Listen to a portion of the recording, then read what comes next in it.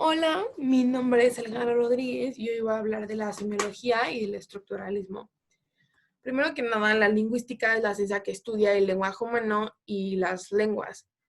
Y Saussure es uno de los famosos representantes de la lingüística. Saussure ha supuesto un gran cambio referente a la lingüística precedente que se planteaba buscar las causas del cambio histórico en las diferentes variaciones de la pronunciación. Ferdinand Saussure en su libro llamado Curso de Lingüística General, se refiere al lenguaje como la lengua no se debe confundir con el lenguaje. La lengua no es más que una determinada parte del lenguaje, aunque es esencial.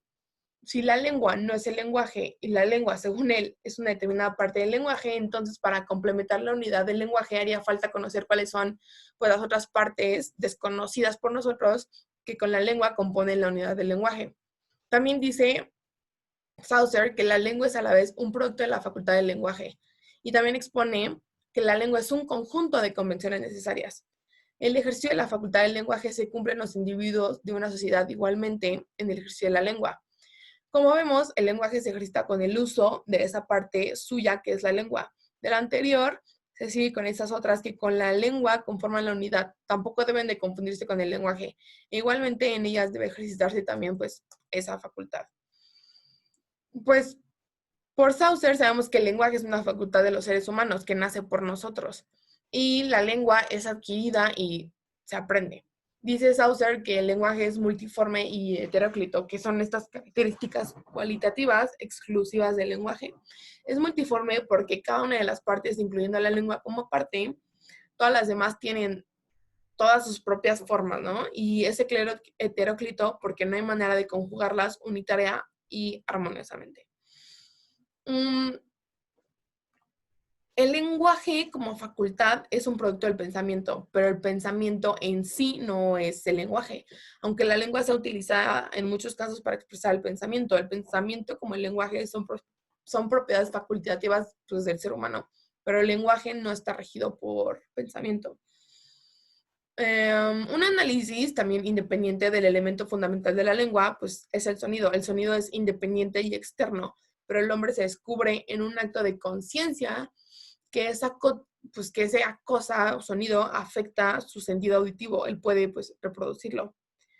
Um,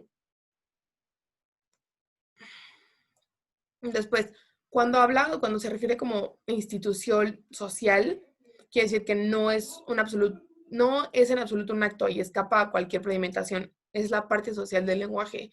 El individuo no puede por sí solo ni crearlo ni modificarlo, puesto que esta es esencialmente un contrato colectivo al que tenemos que someternos globalmente si queremos comunicarnos. Además, este producto social pues es autónomo.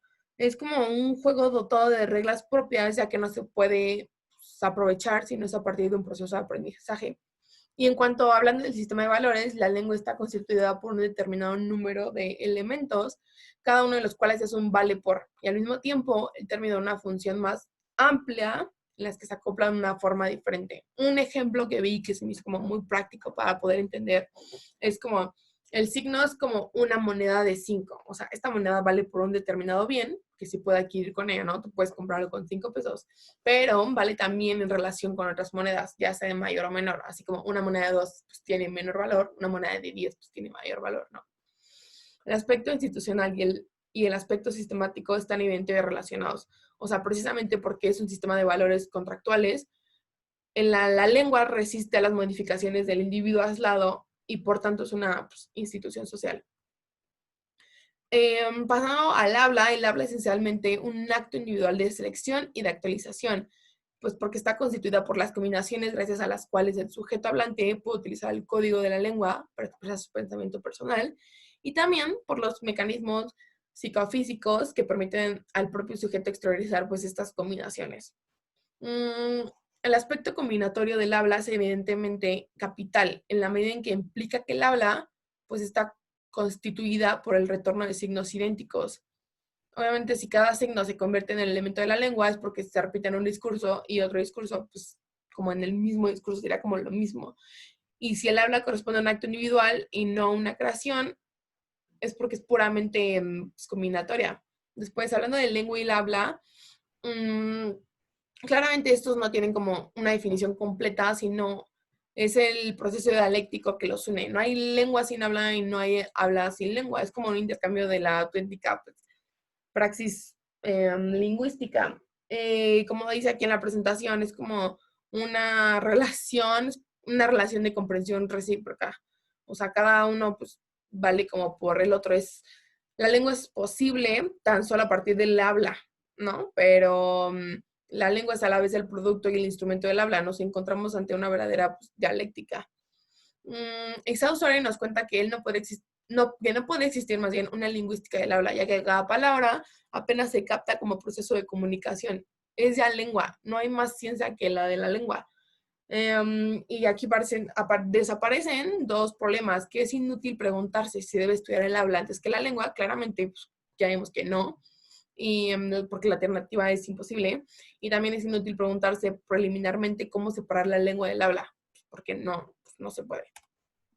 Después, otro autor llamado Halsey redistribuye los términos de un modo más formal, ¿no? En donde distingue la lengua como por tres planos. Uno es el esquema, que es la lengua como forma pura en el estricto sentido de la palabra, o sea, no sé, por ejemplo, la R francesa definida fonológicamente por su colocación en una serie de oposiciones. Y dos, la norma, la lengua como forma material definida por realización social, pero también independiente del detalle de esta manifestación.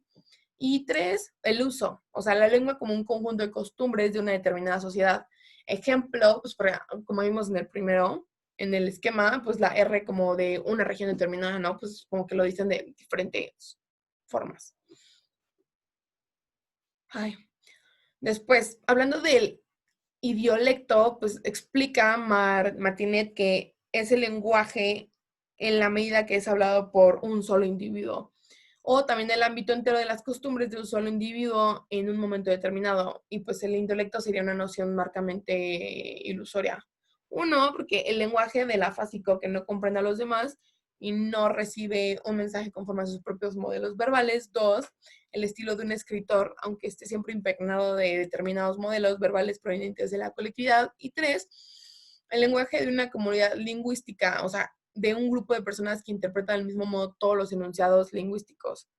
El intelecto corresponde a lo que se ha intentado describir en otro lugar bajo el nombre de una escritura.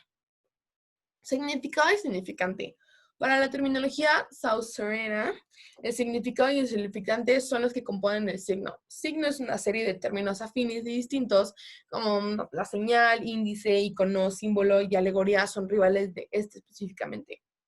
Wadon dice que la señal y el índice forman parte de un grupo de relata carentes de representación psíquica, mientras que el grupo contrapuestos símbolos y signos, la representación existe.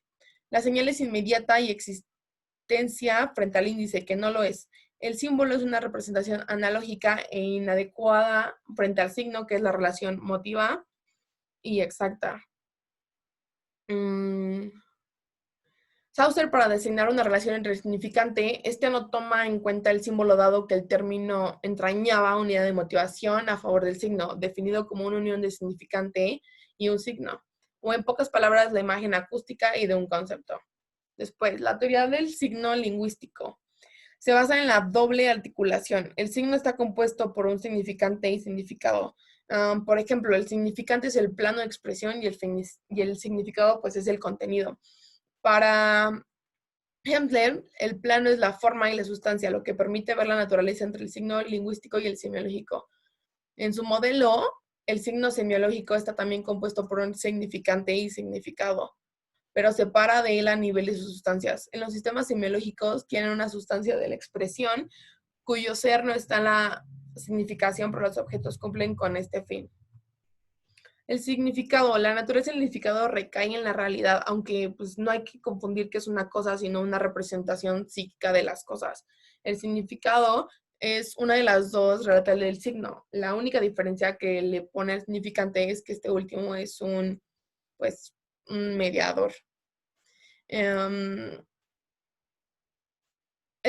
el significante, su naturaleza es el relatum, ya que no puede separar su definición de la del significado. La significación, el signo es una porción de sonoridad y visualidad. En resumen, el valor está ligado a la noción de la lengua. Y pues eso sería todo. Muchas gracias por su atención y aquí están las fuentes.